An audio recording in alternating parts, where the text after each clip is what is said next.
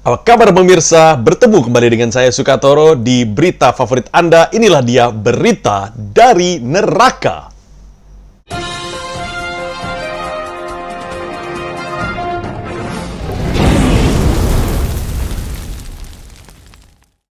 Senang sekali saya Sukatoro bisa bertemu kembali dengan Anda membacakan berita-berita terhangat dari Indonesia yang diproduksi oleh kami tim redaksi yang tinggal di neraka. Dan kenapa kami membahas hanya berita-berita Indonesia?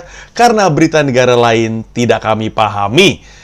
Apalagi berita dari Kenya, berita dari Aljazair, dari Rusia, tidak paham, tidak bisa bahasanya.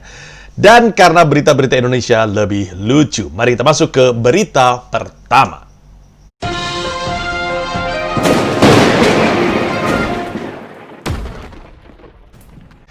Diambil dari suara.com, Mahfud MD mendapatkan meme kiriman dari Luhut, virus corona seperti istri, publik marah besar.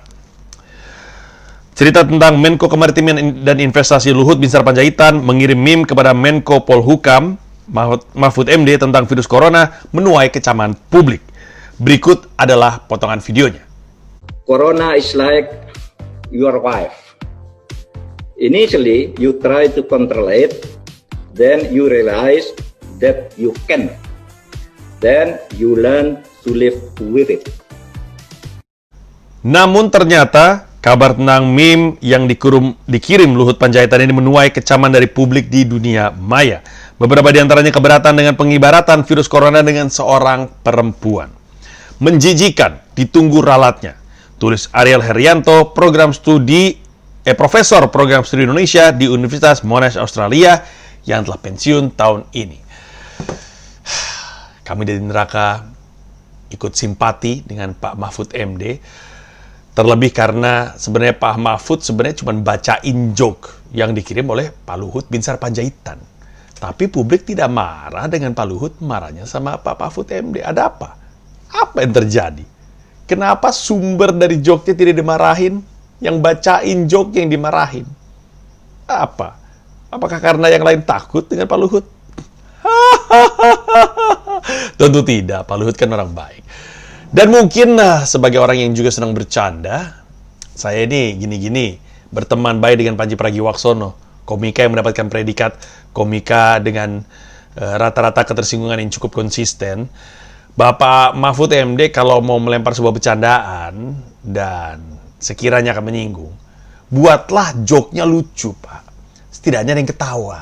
Sehingga kalau ada yang tersinggung, Anda akan dibela oleh yang ketawa. Walaupun ada yang tersinggung.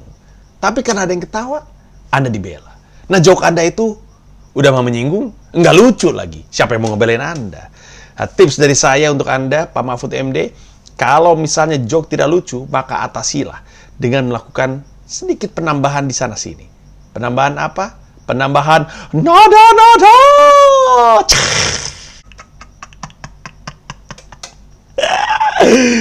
Masuk ke berita selanjutnya.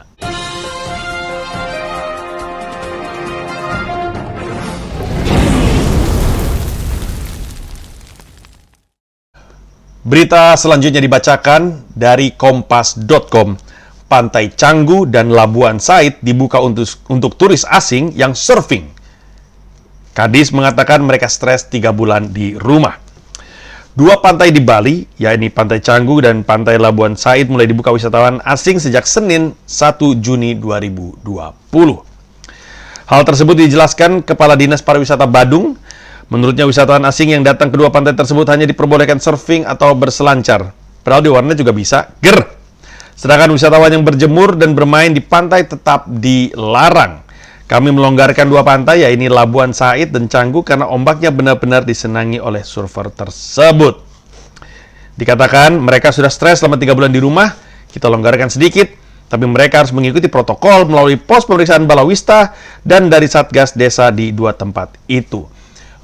Update terbaru dari kami, Gubernur Bali tidak setuju dengan kadisnya sendiri, sehingga Iwayan Koster angkat bicara dan mengatakan beliau tidak setuju dengan pembukaan 2 kawasan wisata tersebut. Beliau bilang, kalau itu nanti saya kasih tahu Kadis Pariwisata, kan pariwisata belum dibuka, tidak setuju dan belum berlaku.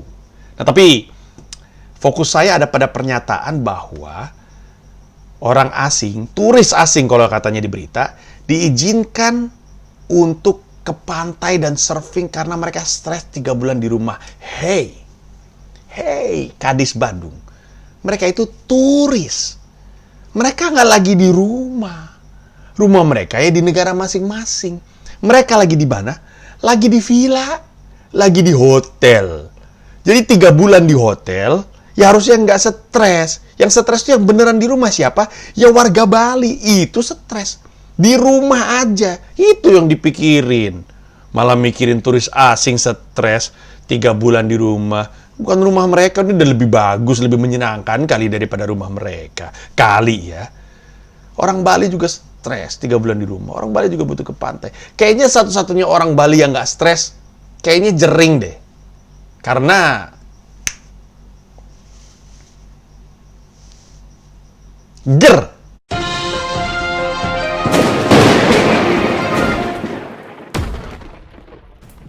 Berita selanjutnya kami bacakan dari detik.com. Gugat ke MK, 2 stasiun TV minta YouTube dan Netflix tunduk ke Undang-Undang Penyiaran.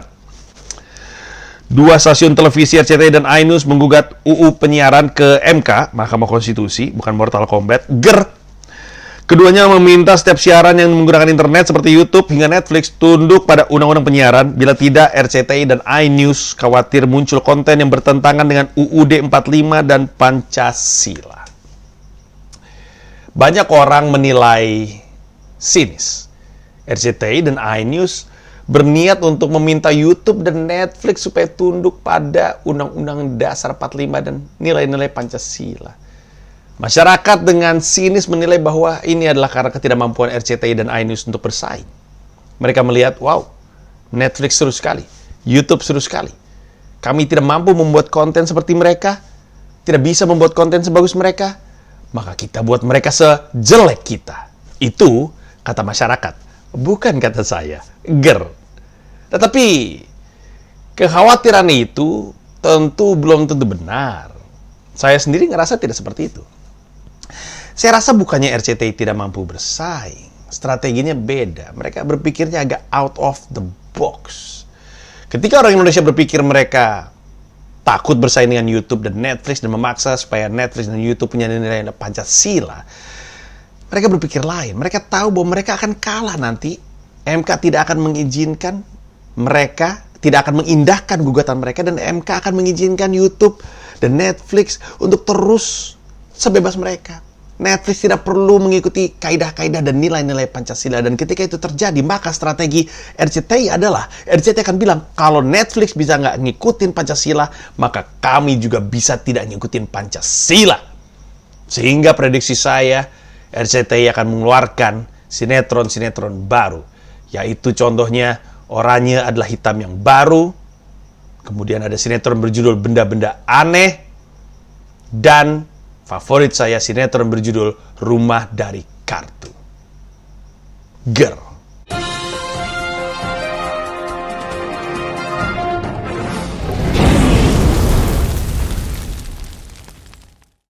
Berita selanjutnya kami ambil dari intisari.grid.id. Takut masuk neraka, koruptor ini bawa mati uang 76 juta rupiah untuk menyuap Tuhan. Tumpukan uang disebar di dalam peti matinya. Oke. Pertama-tama nih, ini koruptor ini emang nggak ada otaknya kayaknya. Tuhan disogok cuma pakai 76 juta rupiah. Tuhan loh nih. Hah? Mau nyogok pejabat aja kurang 76 juta. Nyogok Tuhan 76 juta. Di Indonesia, 76 juta itu tahu nggak dapat apa? Mobil Ayla yang nggak ada AC sama nggak ada radionya. Coba aja cek sendiri kalau nggak percaya. Beneran. Nggak ada AC, nggak ada radio, Ayla. Ada apa tahu nggak? Ada keringat sama ada nyanyi-nyanyi sendiri untuk mengisi kekosongan mobil yang sunyi karena tidak ada radio. 76 juta.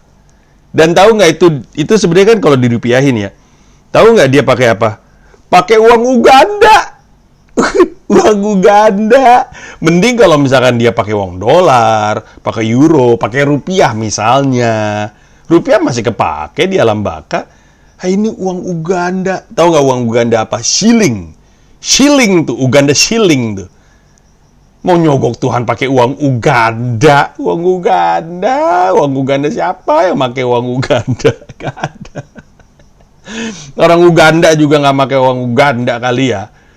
Uang Uganda dipakai buat nyogok Tuhan. Habis itu, mau pakai apa? Uang tuh di alam baka tuh mau dipakai untuk apa? Nggak ada gunanya. Tuhan nggak butuh uang Anda. Kami juga nggak butuh uang di neraka. Neraka nggak butuh uang. Uang buat apa di neraka? Mau beli apa? Hah? Nggak ada apa-apa di neraka.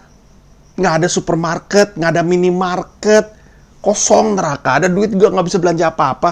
Ada minimarket juga di surga tuh. 212 Mart tuh. Untuk orang-orang yang ada di surga. Di sini nggak ada apa-apa.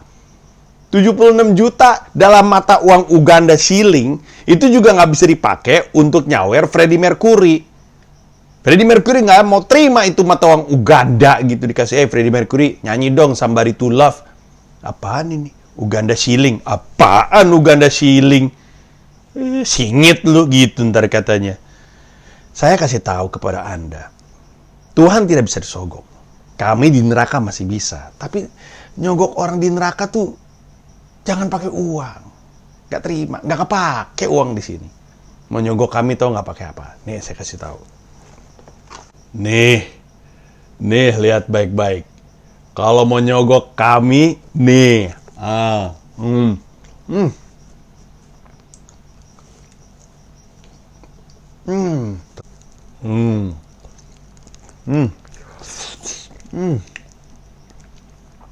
Tahu nggak, ini tuh buah surga. Adanya cuma di surga, di neraka nggak ada. Makanya kalau mau nyogok beginian. Ini buah surgawi nih.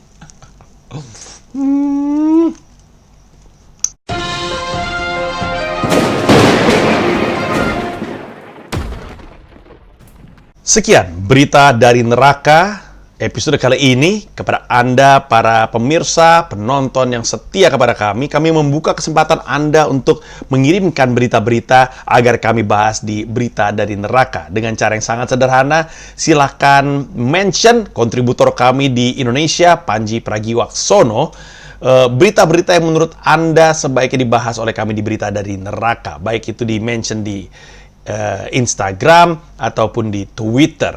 Karena memang kami menurunkan Panji Pragiwaksono ke Indonesia sebagai agen kami. Anda pikir kenapa dia kerjanya menyinggung terus?